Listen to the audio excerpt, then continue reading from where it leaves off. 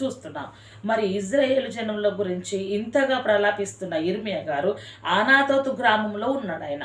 ఈ గ్రామము జెరూషలేముకు 5 కిలోమీటర్ల దూరంగా ఉన్నట్లు కూడా మనము చూస్తాం. యెహోషువ 21వ అధ్యాయం 18వ వచనంలో ఉంటుంది గ్రామం పేరు.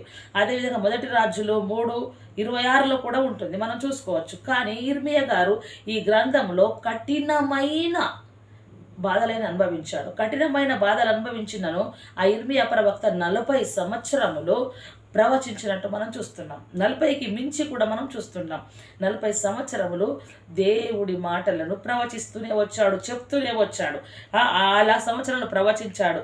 బైబిల్లో అదేవిధంగా మనం చూసినట్లయితే 8 మంది ఇర్మియాలు ఉన్నారు. ఆ 8 మంది ఇర్మియాల పేర్లు కూడా మనం ఇదనం చూసుకుందాం. ఎవరు, ఎక్కడుంది, ఏ గ్రంథం అనేది మనం చూసుకుందాం. పరాక్రమశాలి అయిన ఇర్మియా మొదటి దినవృత్తాంతముల గ్రంథంలో 12వ అధ్యాయం 4వ వచనంలో మనం చూసుకుంటాం.